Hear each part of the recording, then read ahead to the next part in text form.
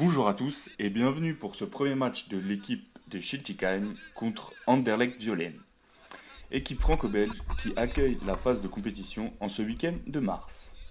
Composition d'Anderlecht. Au but, Richir. En défense centrale, Badawi. Au milieu du terrain, Castel. En attaque à droite, Rodens. À gauche, Vespes. Les remplaçants sont Bonnert, Salek et Eilers.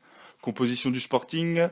Au but, Chevreau. En défense centrale, Ley. Au milieu du terrain, So. En attaque, Diouf à gauche et Samuel de Jabrin à droite. Les remplaçants sont Enzalé et Cyprien de Jabrin. 8e minute, le numéro 8 d'Anderlecht qui s'infiltre plein axe dans les 12 mètres et faute de Samuel de Jabrin. 4e faute du Sporting, double pénalité pour Anderlecht.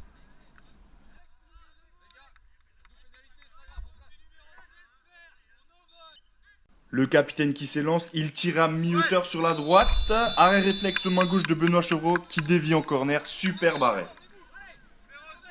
10e minute, première offensive pour le Sporting. Percé d'Aronas au plein axe. Il rentre dans les 12 mètres, il s'excentre côté droit. Il dribble un joueur, il se réaxe dans les 6 mètres. Frappe du gauche, le ballon passe à 2 mètres à droite du but.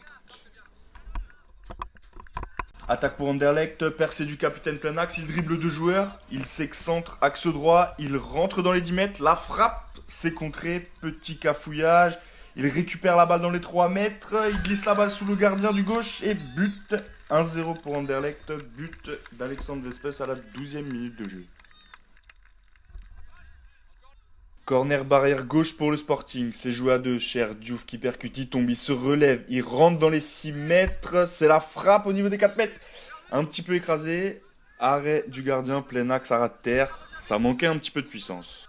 Percé d'Aronasso qui percute et c'est la faute, axe droit au 8 mètres d'Anderlecht, coup franc donc pour le Sporting. C'est joué à 2, Aronasso qui se réaxe, la frappe au 6 mètres du pied gauche à ras de terre et c'est le poteau droit du gardien d'Anderlecht qui repousse la tentative. Attaque pour le Sporting, Aronasso passe 2 joueurs au milieu du terrain, il est dans les 8 mètres axe gauche, la frappe et ça passe à droite du but d'Anderlecht. Attaque d'Anderlecht, le capitaine qui a le ballon au milieu du terrain qui passe un joueur, il continue, il arrive aux 12 mètres, il se réaxe, il passe un deuxième joueur et c'est la faute du Sporting, 4e faute, double pénalité donc pour Anderlecht. Le numéro 4 qui s'élance, la frappe à ras de terre sur la gauche du gardien et la parade de Benoît Chevreau qui repousse sur son poteau.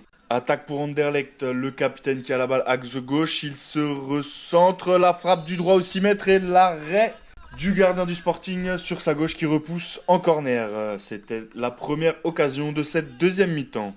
19e minute, le capitaine d'Anderlecht barrière droite qui se réaxe, la frappe au 6 mètres et c'est l'arrêt sur sa gauche du gardien qui repousse. Le ballon est toujours pour Anderlecht. Sur la gauche du gardien, le numéro 7 qui percute, qui se recentre. Il arrive dans les 4 mètres, la frappe sur le gardien ras de terre qui repousse une nouvelle fois. Le capitaine d'Anderlecht qui récupère la balle au 7 mètres, la frappe une nouvelle fois contrée par le défenseur du Sporting, Cyprien de Jabrin. C'était la dernière occasion de ce match. Le match est désormais terminé. 1-0 pour Anderlecht face au Sporting.